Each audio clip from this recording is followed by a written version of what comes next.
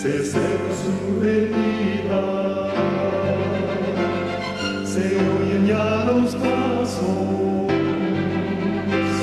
del rey que se aproxima. Tanta ley aún nos queda, anunciar a pueblo gente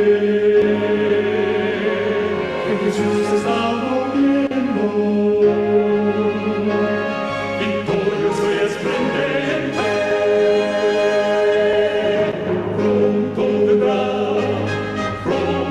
vendrá, Cristo muy pronto vendrá,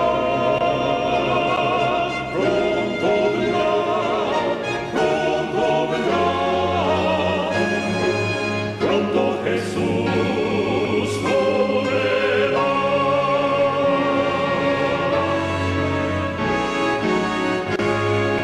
Pronto Jesús volverá. Es una alegría muy grande para mi corazón poder estar en contacto en contacto con la Iglesia del Aire. Realmente nos sentimos felices, contentos, porque el Dios del cielo nos da esta dicha. Es una dicha muy grande, una alegría muy feroz poder ser partícipes de este mensaje, porque realmente no hay cosa más linda que conocer la palabra de nuestro bondadoso Dios. Les cuento, hermanos, que el tema de hoy es crucial. Hoy vamos a tratar un tema trascendental y vamos a descalzarnos, vamos a quitarnos los zapatos de los pies, porque el lugar donde vamos a entrar, tierra santa es. Por lo tanto, vamos a orar. Los que pueden acompañarnos de rodillas, se pueden arrodillar, y los demás pueden inclinar los rostros para acompañarnos. Amoroso Dios y Padre que te encuentras en el cielo, es un gozo muy, pero muy grande para nosotros poder predicar tu palabra. Gracias, oh Dios, porque un día nos llamaste de las tinieblas a tu luz admirable. Gracias porque nos muestras claramente el derrotero a seguir, el camino que tenemos que seguir para poder un día llegar hasta las mansiones celestiales y vivir contigo para siempre. Pero sabemos que mientras tanto tenemos que perseverar. Jesús fue muy claro cuando dijo: el que persevere hasta el fin, ese será salvo. Por lo tanto, pedimos gracia para perseverar en tus caminos. Te suplicamos, Señor, al tratar este tema tan especial, que el Espíritu Santo nos asista. Que el Espíritu Santo pueda grabar con letras de fuego en nuestras mentes las gloriosas verdades que vamos a considerar a través del tema de hoy. Queremos, Señor, que nos convenzas, que nos conviertas, que nos enseñes a amoldarnos a tu voluntad. Porque Jesús fue muy claro cuando dijo que ninguno puede servir a dos señores. O somos tuyos o somos del mundo. Pero no podemos nadar en dos aguas. Por lo tanto, te suplicamos que nos asistas, que bendigas a todos los que van a escuchar este tema, no solamente en directo, sino también en diferido. Y también queremos orar en forma muy especial por aquellos que viven en países donde no hay libertad de culto y por predicar tu palabra están siendo perseguidos. Sabemos y tenemos testimonio de ellos, de que la cosa no es nada fácil. Por eso, Señor, te suplicamos que seas con ellos. También queremos orar por todos aquellos que por predicar tu palabra dentro de la iglesia adventista están siendo castigados por los dirigentes. Oh Señor, tú sabes que el diablo se enfurece cuando uno levanta el estandarte, cuando uno protesta contra lo que está mal en procura de hacer una reforma. Ahí es cuando las fuerzas del infierno quieren hacer su obra destructora. Por eso, Señor, te suplicamos que bendigas a todos aquellos hermanos que por predicar tu palabra y levantar en alto las normas están siendo muy, pero muy castigados o amenazados por la dirigencia en general. Oh Señor, queremos que nos abraces fuerte, que nos bendigas con la presencia de tus santos ángeles, que no permita, Señor, que el diablo interrumpa esta programación, porque lo hacemos con todo el amor que Cristo un día puso en nuestros corazones. Oh Señor, también oramos por aquellos hermanos que están enfermos, que están en su lecho de dolor, para que el bálsamo de Galaad pueda posarse en sus vidas, para que tú les des la fortaleza que necesitan para sobrellevar esos momentos difíciles. Y nos encomendamos en tus brazos como somos, y gracias por todo, en el dulce, precioso y maravilloso nombre de Cristo Jesús. Amén y amén. Muy bien, mis amados, vamos entonces a entrar ya de lleno, sin más preámbulos, al tema de esta ocasión. El título del tema de esta ocasión es El beso de Judas. Y la gran pregunta que vamos a responder hoy es la siguiente: ¿quiénes son los que hoy le están dando al maestro el mismo beso que un día le dio Judas? Esa es la pregunta, hermano, que vamos a responder en esta ocasión.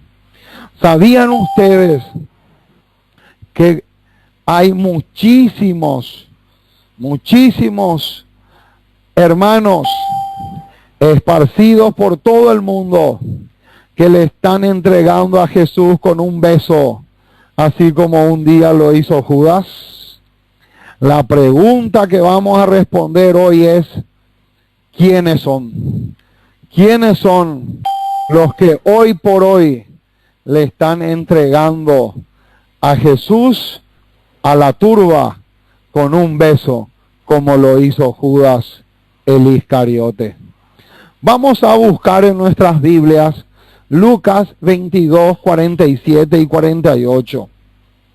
Lucas, capítulo 22, 47 y 48, dice de la siguiente manera: mientras él aún hablaba, se presentó una turba, y el que se llamaba Judas, uno de los 12, iba al frente de ellos, y se acercó hasta Jesús para besarle. Y ahora viene el versículo 48, que va a ser el pilar, el pivot de todo el tema que vamos a tratar en esta ocasión. El versículo 48 reza de la siguiente forma: entonces Jesús le dijo: Judas, ¿con un beso entregas al Hijo del Hombre? Qué tremenda pregunta, mis amados. Jesús le dijo a Judas: ¿con un beso entregas al Hijo del Hombre? Saben, mis amados, casi toda la cristiandad, casi todos los cristianos, no importa de qué denominación sean, casi todos los cristianos en el mundo entero saben que Judas le entregó a Jesús con un beso. Pero lo que casi nadie sabe es que hoy en día hay millones, miles y millones de cristianos que están haciendo lo mismo. Y yo les voy a demostrar, hermanos, en esta ocasión, que hoy por hoy hay miles y millones, no solo de adventistas, sino también de otros hermanos esparcidos por diferentes denominaciones que le están entregando a Jesús con un beso. Entonces, vamos a ver, hermanos, el tremendo significado que tiene esto para hoy en día. Los que van anotando me pueden seguir con su lapicero en la mano. En el libro Conflicto de los Siglos 306 y 307 está la respuesta a la pregunta que nos acabamos de hacer. La página 306 y 307 del Conflicto de los Siglos dice así: entre los más acérrimos enemigos del Evangelio de Cristo, ¿cómo? Noten, hermanos, cómo comienza. Fíjense un poco qué tremendo. Entre los más acérrimos enemigos del Evangelio de Cristo, dijo Wesley. Esta cita que vamos a leer es cierto, está en el Conflicto de los Siglos, que es un libro de la señora White, pero este pedacito que vamos a leer ahora en realidad es de Wesley, no es de Elena White. Lo que pasa es que Elena White tomó prestado esta declaración del famoso predicador Wesley. Entonces, dice así: entre los más acérrimos enemigos del Evangelio de Cristo, dijo Wesley, se encuentran aquellos que hablan mal de la ley y enseñan a los hombres a quebrantarla. ¿Cómo? ¡Qué bombazo, hermano, encontramos aquí! ¿Cómo dice? Pero vamos a tener que volver a leer, hermanos, porque esto es demasiado grave.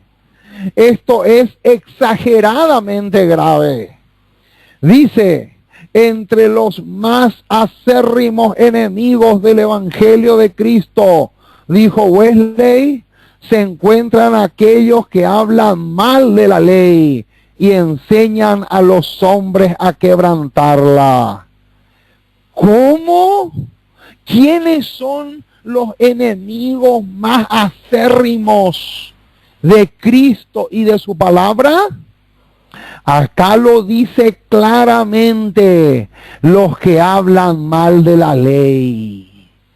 Y como si fuera poco, enseñan a otros a quebrantarla. O sea, primer punto, hermanos, que vamos a tratar en esta ocasión. El primer punto es el siguiente: ¿quiénes son los que le están entregando a Jesús a la turba con un beso? A la respuesta está acá. Conflicto de los Siglos 306, 307, lo pueden chequear ustedes para que no crean que estoy exagerando. Entre los más acérrimos enemigos del Evangelio de Jesús, dijo Wesley, se encuentran aquellos que hablan mal de la ley y enseñan a los hombres a quebrantarla. O sea que el punto número 1 es el siguiente: si nosotros hablamos mal de la ley o la disminuimos en su importancia, la rebajamos y le enseñamos a otros a quebrantarla, estamos entregándole a Jesús con un beso, como lo hizo Judas. Mi amado, mi hermano que me escuchas, tú, ¿cuál es tu actitud con la ley de Dios? Tu actitud con la ley de Dios es que estás dispuesto a moldarte a ella, que estás dispuesto a someterte a ella, que lo vas a exaltar, que lo vas a poner en alto, o tu actitud es disminuirla al máximo, hacer que no se note, y si es posible que desaparezca. Mucho ojo, mis amados, mucho ojo, porque esto es un punto trascendental. Acuérdense del tema que vimos anoche. ¿Cuál fue el ataque de Satanás en el cielo? ¿Qué fue lo que más Lucifer atacó en el cielo anoche? ¿Qué fue lo que dijimos? Lo que más Lucifer atacó fue la ley de Dios. Y dijo que Dios era un tirano, que él creaba leyes que ni siquiera ni él ni sus hijos lo podían obedecer. O sea, hermanos, que punto número 1, ¿quiénes son los que le entregan a Jesús con un beso? Número 1, entonces, los que hablan mal de la ley y enseñan a los hombres a quebrantar. Sigue diciendo, lo más sorprendente de este engaño consiste en que creen que honran a Cristo cuando anulan su ley. Ahí está. ¡Qué detalle, mis amigos y hermanos! Lo más sorprendente de este engaño es que ellos caen en el autoengaño. ¿Y qué quiere decir autoengaño? Autoengaño significa que ellos están engañando a ellos mismos, no solamente a otros, sino a ellos mismos. Lo más sorprendente de este engaño consiste en que creen que honran a Cristo cuando anulan su ley. Sí, lo honran como lo honró Judas cuando dijo, salve maestro, y lo besó. Y él podría decir también a cada uno de ellos, con beso entregas al Hijo del Hombre. ¡Qué tremenda declaración, mis amados! O sea, que lo mismo que Jesús le dijo a Judas después del beso, es lo que hoy Jesús le dice a todos aquellos que están quebrantando su ley, a todos aquellos que enseñan que la ley de Dios no se puede guardar, a todos aquellos que dicen que la ley de Dios ya caducó, aquellos que dicen que la ley de Dios era solamente una sombra de lo que había de venir. Entonces, vamos a ir un poquito, antes de continuar leyendo la cita, vamos a hacer una especie de paréntesis para buscar lo que encontramos acá en Mateo capítulo 5, cuando Jesús predicó el famoso Sermón del Monte. En Mateo capítulo 5, versículo 17, dice así: no penséis que he venido para abrogar la ley o los profetas. No he venido para abrogar, sino para cumplir. Porque de cierto os digo que hasta que pasen el cielo y la tierra, ni una jota ni una tilde pasará de la ley hasta que todo se haya cumplido. Y noten ahora el versículo 19, que es muy clave también. De manera que cualquiera que quebrante uno de estos mandamientos muy pequeños y así enseña a los hombres, muy pequeño será llamado en el reino de los cielos. Mas cualquiera que los haga y los enseñe, este será llamado grande en el reino de los cielos. O sea, mis amados, que a todas aquellas personas que están tratando de anular su ley, Cristo les dice lo mismo que le dijo en una ocasión a Judas: con un beso entregas al Hijo del Hombre. Ahora continúo leyendo la cita que está en Conflicto de los Siglos 306 y 307. Y la explicación que va a dar ahora Wesley es extraordinaria. Dice así: no es otra cosa que entregarlo con un beso. Ahora va a explicar en el sentido espiritual qué significa entregarle a Jesús con un beso. No es otra cosa que entregarlo con un beso, hablar de su sangre y despojarlo de su corona. ¿Cómo?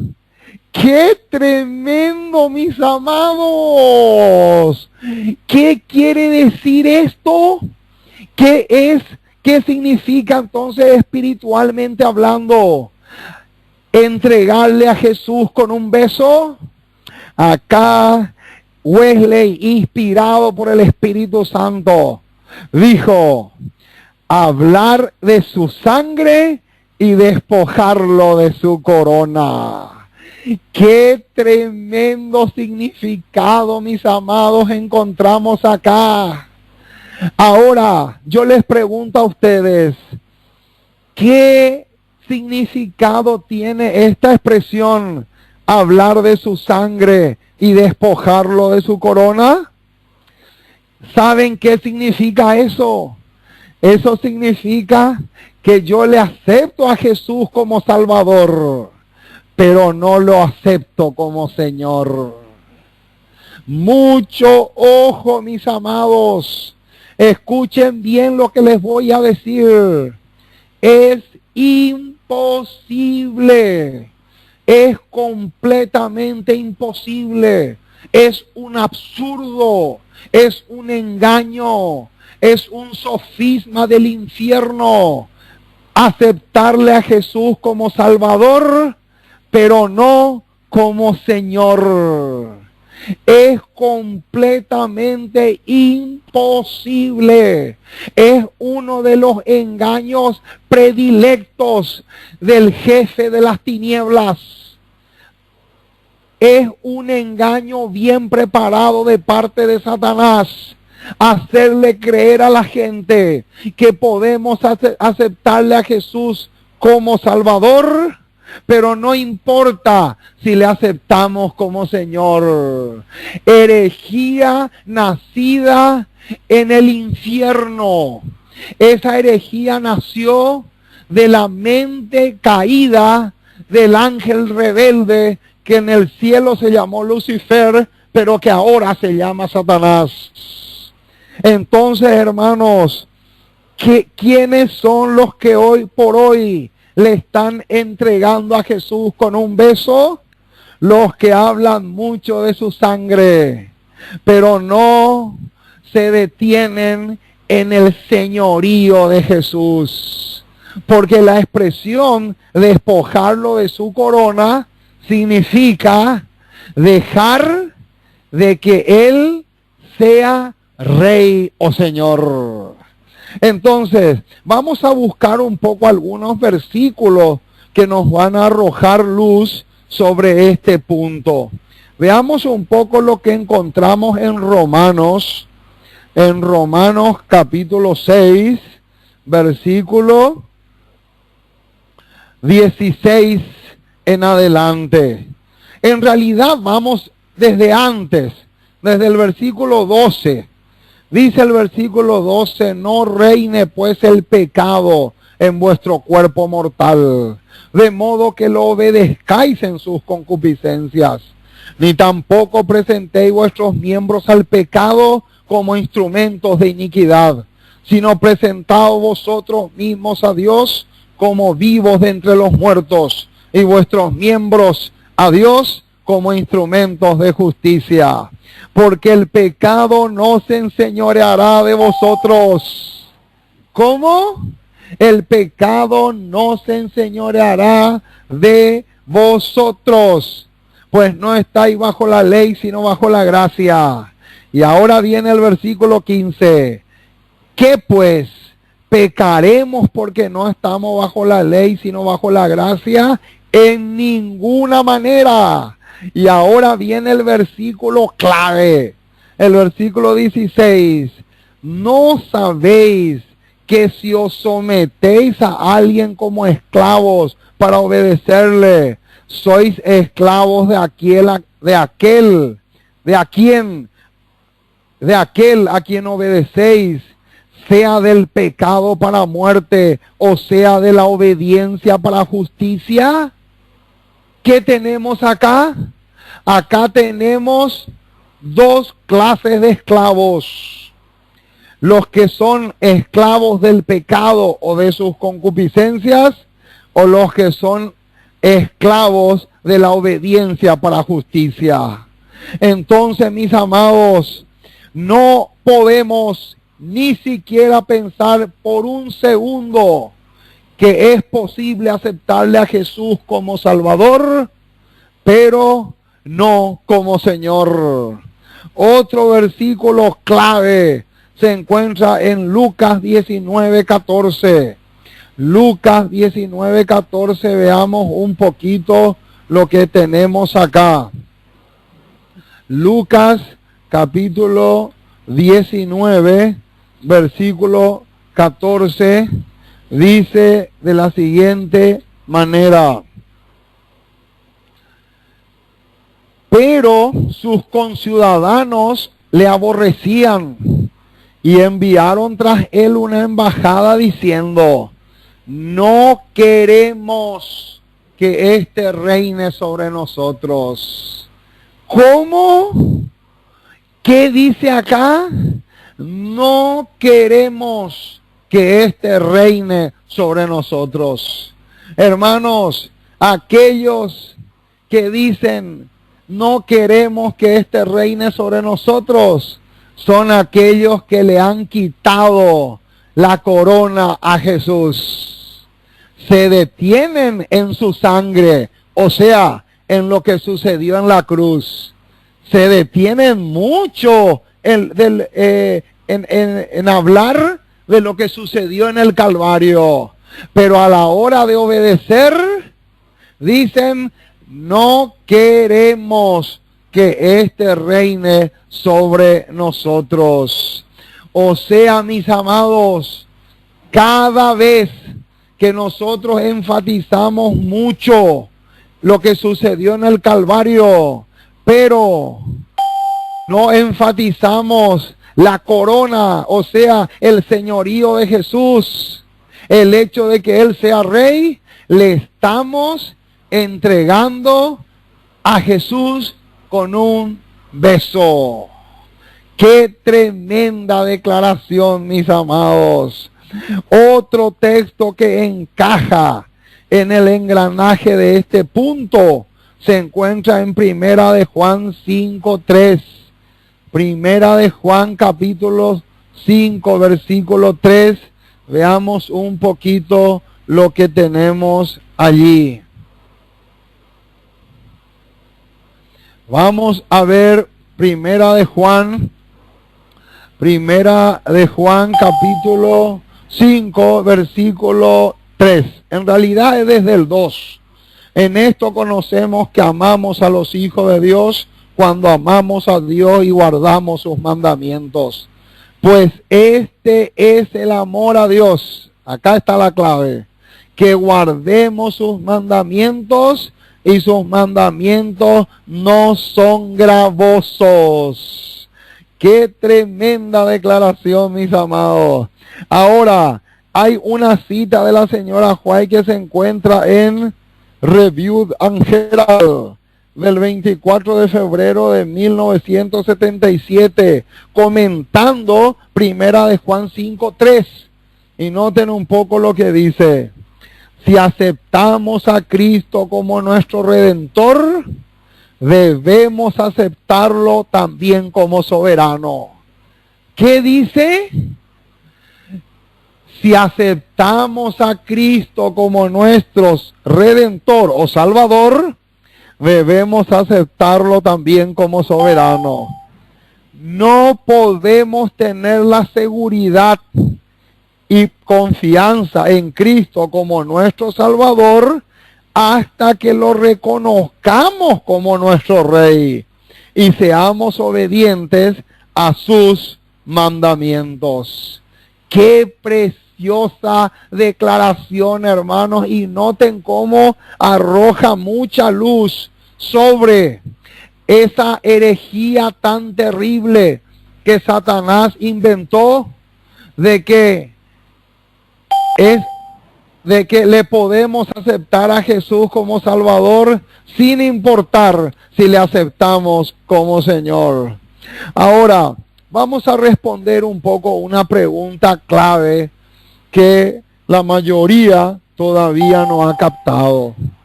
¿Saben ustedes cuáles son las dos condiciones para llegar a ser hijos de Dios? ¡Qué linda pregunta, mis amados! ¿Saben ustedes cuáles son las dos condiciones fundamentales para que podamos llegar a ser hijos de Dios? Porque por ahí hay un virus teológico que Satanás lanzó que dice que si vos haces una oración y le aceptás a Cristo como tu Salvador personal, ya sos salvo. Mentira fabricada en el infierno, mis amados. No crean una mentira como esa, porque esa es una mentira diabólica. Hay condiciones para que podamos llegar a ser hijos de Dios. Y yo ahora les voy a leer la cita de la sierva del Señor, donde ella dice claramente cuáles son esas dos condiciones. Joya de los Testimonios, tomo 1, página 349, dice así: la obediencia y la sumisión a los requerimientos de Dios son las condiciones por las cuales llegamos a ser hijos de Dios y miembros de la familia real. ¿Cómo, mis amados? ¿Cómo dice esta declaración? Noten, hermanos, qué tremenda respuesta encontramos acá. La obediencia y la sumisión a los requerimientos de Dios son las condiciones por las cuales llegamos a ser hijos de Dios y miembros de la familia real. O sea, mis amados, no caigas en esa trampa, no caigas en ese sofisma diabólico y satánico que dice que porque yo le acepto a Cristo como mi Salvador personal, ya soy salvo. No, mis amados, es una mentira gigantesca. No puede ser jamás. Es demasiado mentiroso es el diablo cuando dice una mentira como esa. Entonces, ya dijimos dos cosas. Número 1, entonces, ¿quiénes son los que le están entregando a Jesús con un beso? Vamos a repasar lo que ya vimos hasta acá. Número 1, entonces, aquellos que hablan mal de la ley y enseñan a otros a quebrantarla. Y número 2, hablar de su sangre y despojarlo de su corona. ¡Qué tremendo, mis amados! Ustedes no saben la cantidad de personas dentro del cristianismo que le están despojando a Cristo de su corona, pero no se cansan de hablar de su sangre. La cantidad de hermanos pentecostales, evangélicos, bautistas, que dicen, nosotros lo que tenemos que enfatizar fue la muerte de Cristo. Eso es lo que tenemos que enfatizar. Pero hermanos, cuando se trata de obediencia, te dicen, no, eso no importa, eso es detalle, lo que importa es el corazón. Eso es lo que realmente tiene valor a la vista de todo el cielo. Mentira satánica, mis amados. No crean una mentira como esa. Cuando nosotros enfatizamos exageradamente lo que sucedió en el Calvario, estamos despojándole a Cristo de su corona. Si no tenemos en cuenta el señorío de Cristo. Porque, mis amados, el señorío de Cristo significa obediencia a su ley. Eso es un detalle clave. Ahora, vamos a ver el tercer punto. Ahora voy a retroceder un poquitito, otra vez, en la misma cita, porque siempre estoy parado en la página 306 y 307 del Conflicto de los Siglos. Vamos a retroceder un poquitito para tomar otra vez un poco de impulso. No es otra cosa que entregarlo con un beso, hablar de su sangre y despojarlo de su corona. Ese era el punto número 2. Ahora viene el punto número 3. El punto número 3 dice Wesley, despreciar una parte de sus preceptos con el pretexto de hacer progresar su evangelio. ¿Cómo dice, mis amados? Esto sí que vamos a enfatizar a muerte, mis amigos y hermanos. El punto número 3, entonces, ¿qué dice? Despreciar una parte de sus preceptos con el pretexto de hacer progresar su evangelio. ¡Qué tremendo, mis amados! ¿Saben lo que encontramos acá? Acá encontramos una verdad que millones, pero millones de cristianos no quieren entender. Porque saben una cosa, hermanos, o aceptamos todo o no aceptamos nada. ¿Cuándo se va a entender esa verdad? O yo acepto toda la Biblia como revelación o no acepto nada.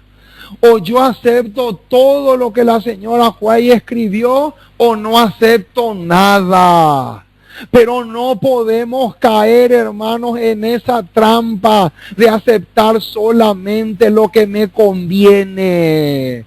No puede ser, mis amados. Si tú aceptas solamente lo que te conviene, le estás entregando a Jesús con un beso.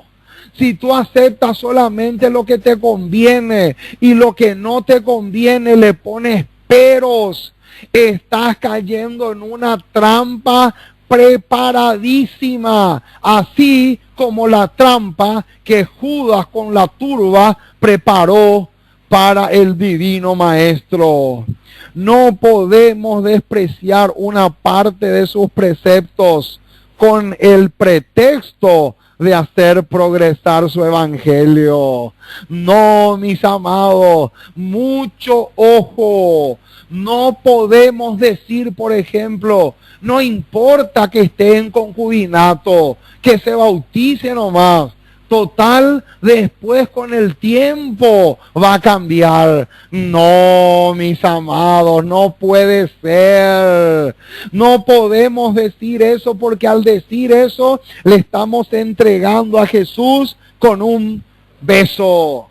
No podemos decir, por ejemplo, no importa que se bautice nomás, total después va a dejar la pintura, después va a dejar los cosméticos, se va a dejar de pintar. No importa si usa tajo, no importa si viene a la iglesia mal vestida, total lo importante es que se bautice, porque si ella no se bautiza, no van a entrar los diezmos a la tesorería y no va a haber recursos para predicar. No podemos, hermanos, decir una cosa como esa, porque en el instante en que tú y yo decimos eso, le estamos entregando a Jesús con un beso. Qué terrible, mis amados. Qué punto más sorprendente. Y hoy por hoy hay miles y millones que están rebajando las normas con el fin de que entren muchas personas a la iglesia. Claro, cuanto más personas entran a la iglesia, más se llena también la tesorería. Entonces, lógico, con ese pretexto es fácil decir que el evangelio está llegando a miles y miles de personas. No, mis amados, así no funciona el evangelio. No es así. Si la persona no acepta todo, no se puede bautizar. Si la persona no acepta todas las verdades, no está en condiciones de bautizarse. ¿Por qué? Porque acá lo dice, despreciar una parte de sus preceptos con el pretexto de hacer avanzar o progresar su obra, no es una bendición, al contrario, es una maldición. Qué tremendo punto, mis amados. Y este punto nos lleva a una cita que se encuentra en Joya de los Testimonios, tomo 2, página 421, y dice así: rebajar la norma para conseguir popularidad y un aumento en número. Noten, vamos a volver a leer porque es demasiado trascendental. Rebajar la norma para conseguir popularidad y un aumento en número, y luego hacer de este aumento un motivo de regocijo, revela gran ceguedad. Pero hermano, imagínense lo que dice. ¿Cuántos dirigentes cristianos hoy en día, por querer que la iglesia se llene, están rebajando las normas? Y acá dice claramente que rebajar las normas para conseguir popularidad, para que podamos ser una iglesia que se gane el éxito en el mundo entero, y hacer de eso un motivo de regocijo, revela gran ceguedad. Y ahora viene el bombazo. Si la cantidad fuese una prueba de éxito, Satanás podría pretender la preeminencia, porque en este mundo sus seguidores forman la gran mayoría. ¡Qué tremendo, mis amados! No podemos pretender que las iglesias estén rebosando. Esos testimonios, por ejemplo, que se dan cuando salen en las revistas, que dicen que en Rusia se bautizaron 5,000 en un día. Mis amados, esa es una trampa terrible. No puede ser jamás, porque acá lo dice, rebajar las normas para conseguir popularidad y un aumento en número, y luego hacer de este aumento un motivo de regocijo, revela gran ceguedad. O sea, que cuando yo le estoy dando estudios bíblicos a una persona y la persona supongamos que la persona acepta el sábado, acepta el estado de los muertos, acepta el tema de la ley, acepta el santuario, que son doctrinas fundamentales, no vamos a negar, pero no acepta el tema de la reforma pro salud, no acepta la reforma en la indumentaria, no acepta el hecho de que en su familia tiene que hacer el culto matutino y vespertino, y no acepta otras verdades, esa persona no se puede bautizar. Esa persona no puede ser jamás candidato para el reino de los cielos. ¿Por qué? Porque es o todo o nada. No podemos despreciar una parte de sus preceptos con el pretexto de hacer progresar su evangelio. Porque si la cantidad fuese una prueba del éxito, Satanás podría pretender la preeminencia, porque en este mundo sus seguidores forman la gran mayoría.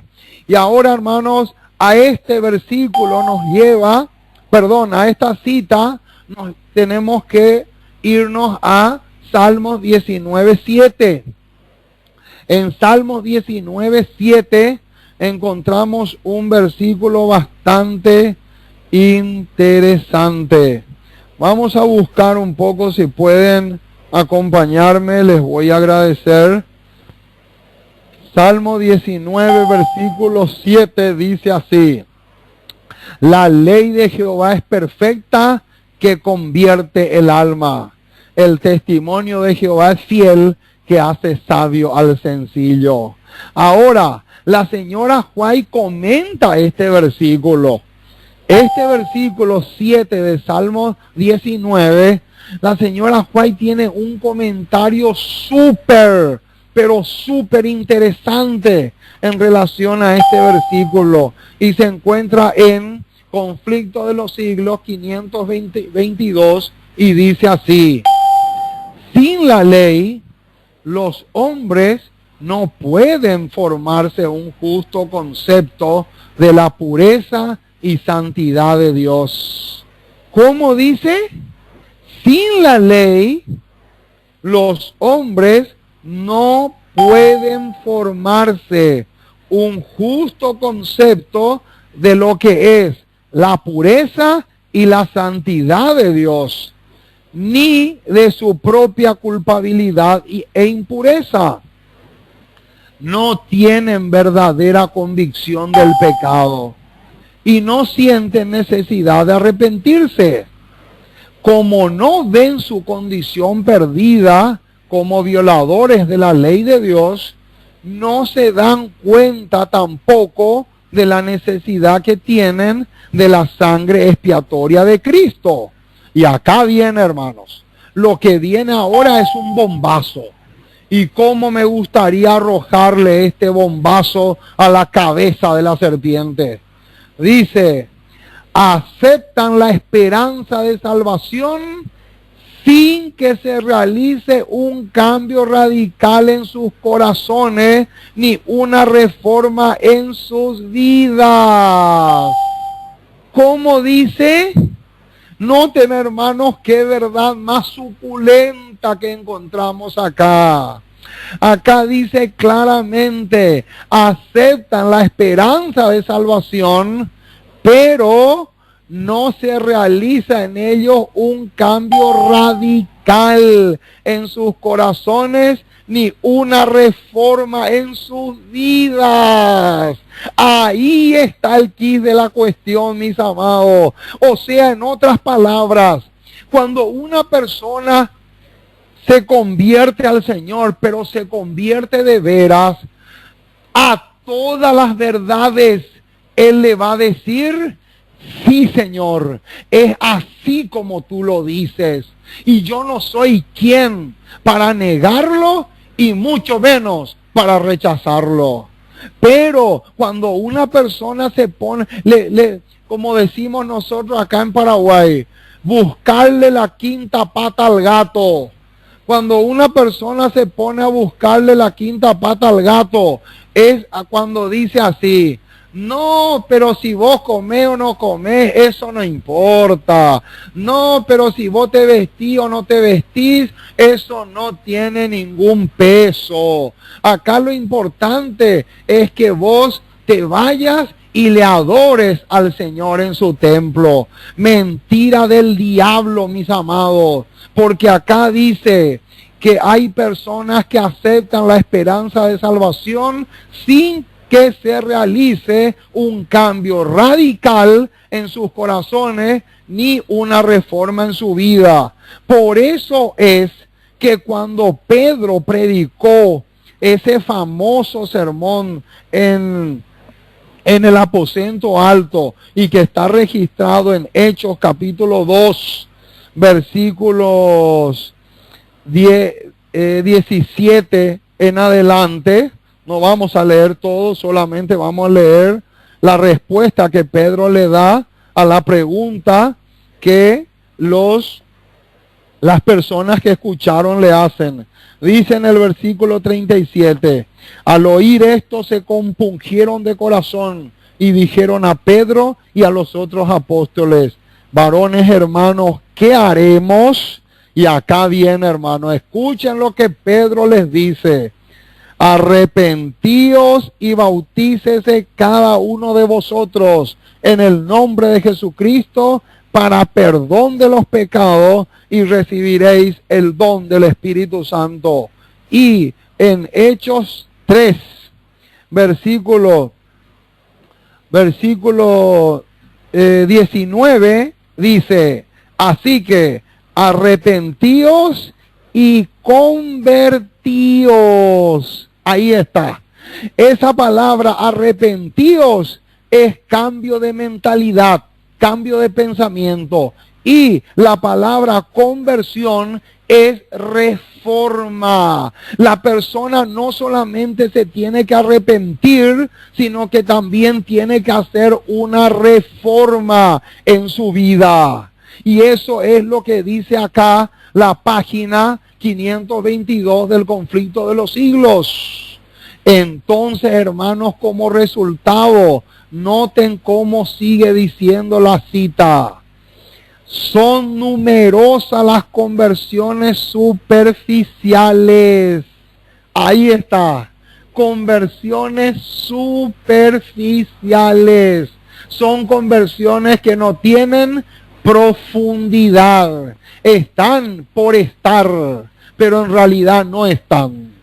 Eso es lo que significa conversiones superficiales. Son numerosas las conversiones superficiales. Y ahora viene el bombazo. Y multitudes se unen a la iglesia sin haberse unido jamás a Cristo.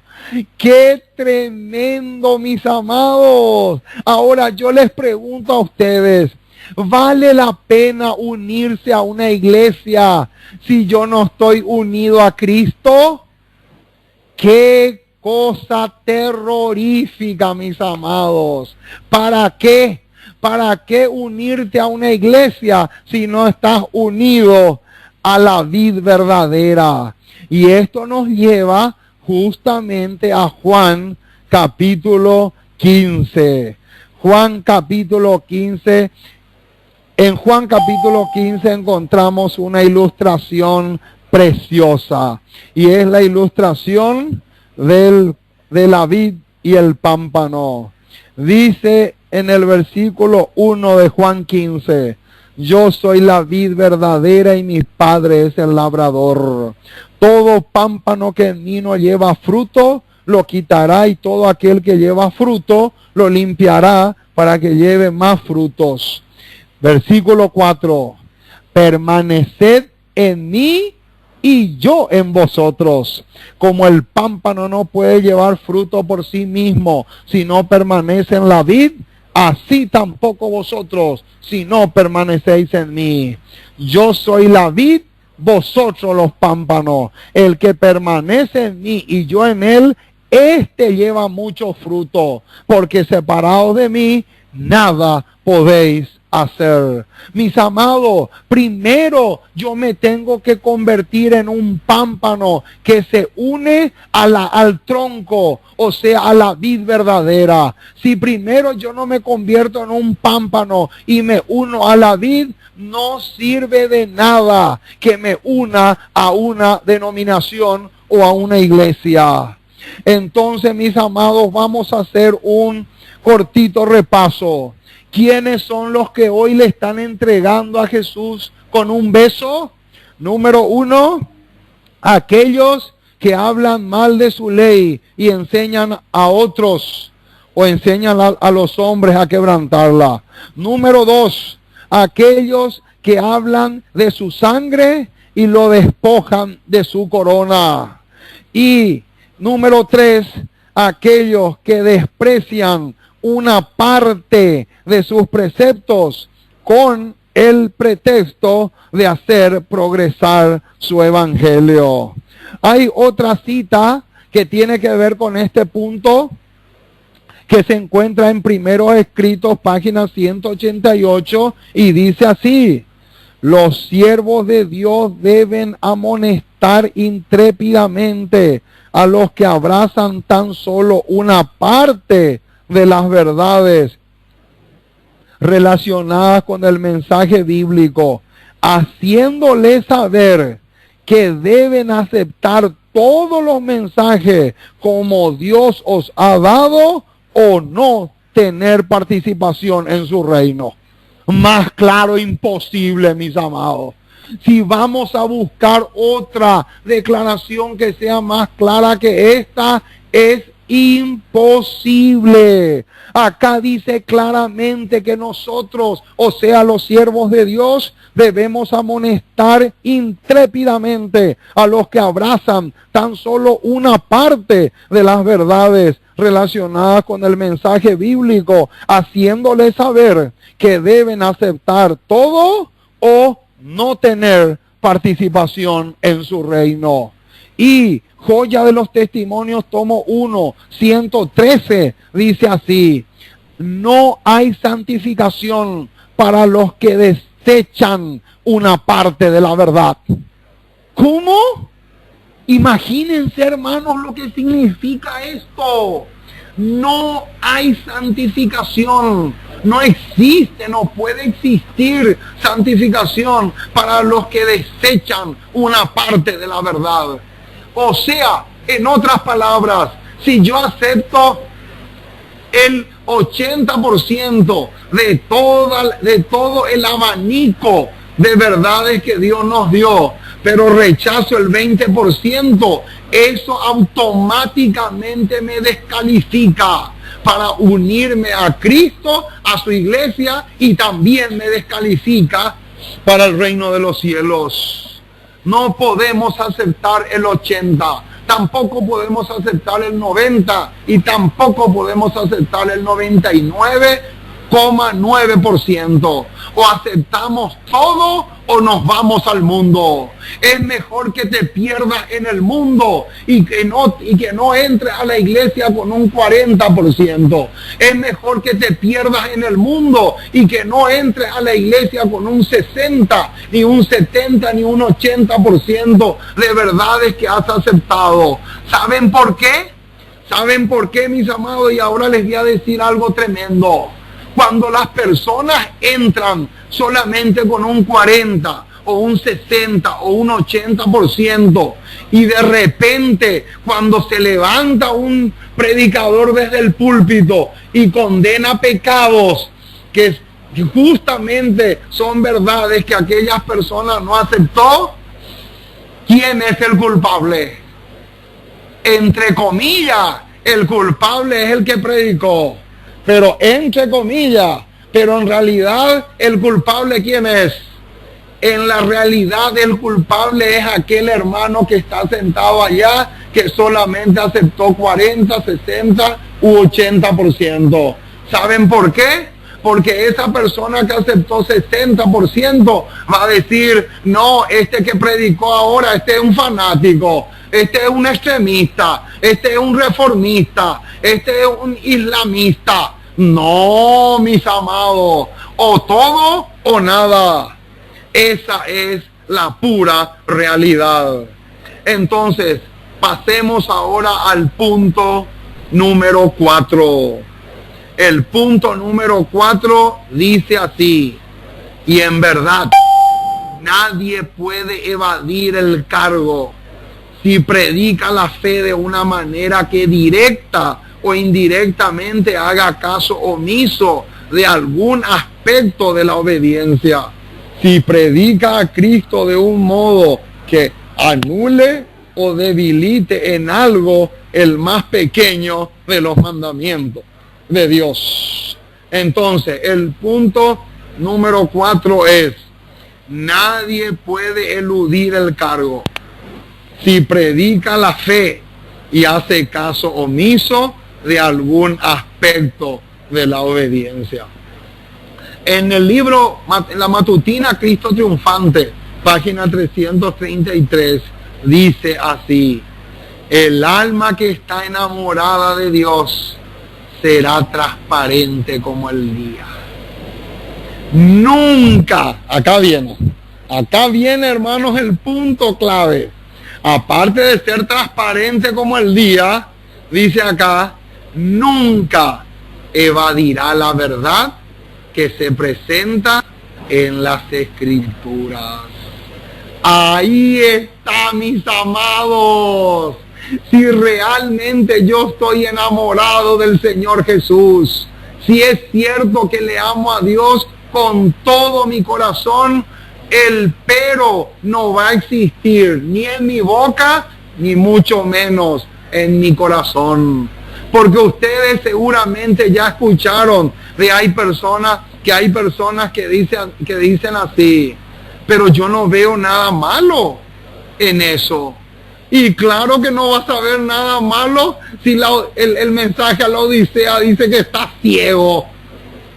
Y como claro que no, claro, es normal que digas no veo nada malo si resulta que está ciego. Y como una persona ciega va a poder ver claramente, es normal que digas no veo nada malo. Y noten, la parte que tenemos que enfatizar es no veo. No solamente no veo nada malo. La primera parte es lo que tenemos que enfatizar. Porque la primera parte dice no veo. Directamente no veo. Por eso dice no veo nada malo. Porque si él o ella estuvieran con los ojos bien abiertos, dirían claramente, como dice el profeta Isaías: no llames a lo bueno malo, ni a lo malo bueno. Qué tremenda declaración, mis amados. Ahora entonces llegamos a otro punto, el punto número 5. Predica a Cristo de un modo que debilite o anule el más pequeño de los mandamientos de Dios. Qué tremendo, mis amados. Acá tenemos otro punto muy crucial que tiene que ver con los pecaditos pequeñitos. ¿Cuántos hermanos y hermanas están diciendo hoy: no, pero eso es demasiado poca cosa? No, ¿para qué vas a hacer una polémica sobre eso? No, es algo demasiado insignificante. Sin embargo, Discurso Maestro de Jesucristo, página 48, dice así: no es la magnitud del acto de desobediencia lo que constituye el pecado. ¿Cómo dice? No es la magnitud del acto de desobediencia lo que constituye el pecado, sino, y acá viene el bombazo, sino el desacuerdo con la voluntad de Dios en el detalle más mínimo, porque demuestra que todavía hay comunión entre el alma y el pecado. ¡Qué tremendo, mis amados! Es algo sorprendente. ¿Cómo puede ser que esta cita sea tan sorprendente? O sea que no es la magnitud del acto de desobediencia lo que constituye el pecado. No se trata acá si el pecado es grande o es chico. No se trata acá si yo soy un criminal, un asesino, un estafador, una prostituta, un homosexual. No se trata de eso. Se trata de el desacuerdo. Si hay o no desacuerdo con la voluntad de Dios en el detalle más mínimo. Ahí está. Hay muchas personas que dicen, pero vos no te podés preocupar por el tajo, porque el tajo es un detalle insignificante. Claro, es un detalle insignificante para el que no ve, pero para el que ve no es. ¿Saben por qué? Porque por lo general eso puede desembocar en el pecado de adulterio. Ahí está, mis amados. Ahora vamos a responder otra pregunta interesante. ¿A quién representa Judas? Qué pregunta más sorprendente, mis amados. ¿Sabían ustedes a quién representa Judas? Les voy a leer en una cita de la señora White que se encuentra en la Review and Herald. Dice lo siguiente: la historia de Judas es dada como una representación de aquellos que son de la iglesia. ¿Cómo? ¿A quién representa Judas? Mis amados, qué sorprendente. Judas no representa a aquellos que están fuera de la iglesia. Judas representa a los que están dentro. Y dice más: hay más de un Judas entre los profesos seguidores de Cristo. Ellos han estado dando luz, pero han rehusado andar en ella. Y la luz ha llegado a ser tinieblas para ellos. Eso que una vez amaron y levantaron, ahora odian y echan abajo. Llenos de ira, tratan como veneno lo que una vez fue luz y gozo para ellos. Qué sorprendente, mis amigos y hermanos. ¿A quién entonces representa Judas? Judas representa a aquellos que han rehusado andar en la luz. La luz ha llegado a ser para ellos tinieblas. Odian y echan abajo lo que una vez levantaron. Qué impresionante, mis amados. Acá tenemos un mensaje muy, pero muy serio. Entonces, vamos a hacer entonces un repaso de todo lo que hemos visto hasta ahora. Vamos a hacer un repaso rápido. Número 1, entonces, ¿quiénes son los que hoy por hoy le están entregando a Jesús con un beso? Aquellos que hablan mal de la ley y enseñan a otros a quebrantarla. Número 2, aquellos que enfatizan mucho su sangre, pero lo despojan de su corona. Número 3, aquellos que desprecian una parte de sus preceptos con el pretexto, con el supuesto pretexto de hacer progresar su evangelio. Número 4, aquellos que eluden el cargo. Noten, aquellos que predican la fe y hacen caso omiso de algún aspecto de la obediencia. Y número 5, aquellos que debilitan o anulan el más pequeño de los mandamientos de Dios. Aquellos que creen que porque es un pecadito insignificante y pequeñito, Dios no les puede cerrar las puertas del cielo por eso. Mucho ojo, mis amados. Mucho ojo. Si estoy predicando en esta oportunidad a una persona que le está entregando a Jesús con un beso, que está cometiendo el mismo pecado de Judas, es hora, hermano, que consideres este tema.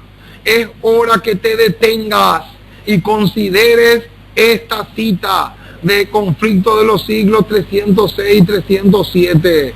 Te recomiendo que leas con mucha oración, con mucho detenimiento esta declaración. ¿Saben por qué?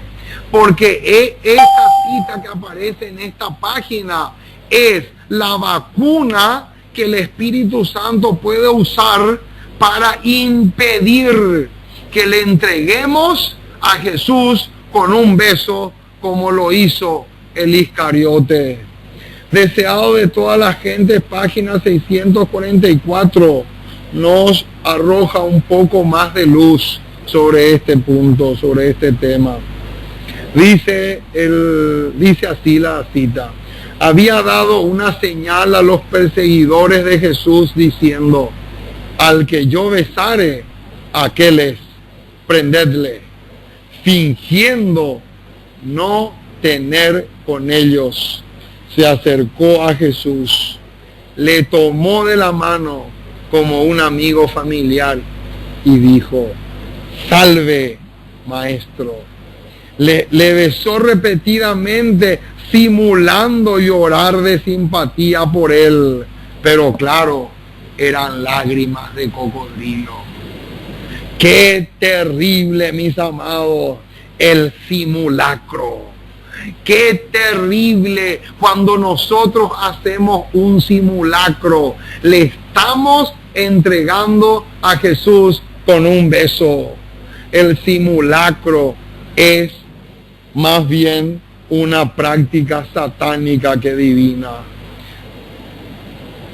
Simulando llorar de simpatía por él, Jesús le dijo: ¿con beso entregas a tu maestro? Y escuchen ahora lo preciosa que es la declaración que sigue. Esta súplica debiera haber despertado la conciencia del traidor, pero le había abandonado la fidelidad, la honra y la ternura humana. ¿Cuáles son las tres cosas que desaparecieron del corazón y de la mente del Iscariote? La fidelidad, número 1, número 2, la honra, y número 3, la ternura humana. Y ahora acá viene, hermanos, lo más terrorífico que podemos leer en esta cita. Se había entregado a Satanás y no podía resistir. Ahí está, mis amados. Se había entregado a Satanás y ya no había forma de resistirle. Mis amados, que Dios les bendiga ricamente. Fue una alegría enorme compartir con ustedes un tema como este. Vamos a orar para cerrar de tal manera que el Espíritu Santo nos pueda grabar estas verdades que hemos considerado en nuestras mentes. Amoroso Dios y Padre que te encuentras en el cielo, una vez más nos acercamos a ti para darte gracias. Muchísimas, pero muchísimas gracias por el privilegio que tenemos de conocerte. Porque un día nos llamaste de las tinieblas a tu luz admirable. Porque has hecho grandes cosas en nosotros. Y como dice Filipenses 1:6, el que comenzó en vosotros la buena obra, la llevará a feliz término hasta el día de Jesucristo. Qué hermosas son tus promesas, oh Dios. Qué hermosas son tus palabras. Cuán preciosas, Señor, son tus misericordias. te queremos exaltar, te queremos adorar en la hermosura de tu santidad, pero al mismo tiempo también queremos pedirte que nos ayudes a aceptar estas verdades que hemos analizado y compartido con muchos hermanos en esta ocasión por medio de esta iglesia del aire. Oh Señor, graba en nuestras mentes estas verdades que hemos analizado en esta ocasión y ayúdanos mucho porque te necesitamos muchísimo. Nos encomendamos en tus brazos de amor y gracias una vez más por las ricas bendiciones que has derramado sobre nosotros en este día y por aquellas que vas a derramar durante la semana también. Te agradecemos por adelantado. En el precioso y maravilloso nombre de Jesús. Amén y amén.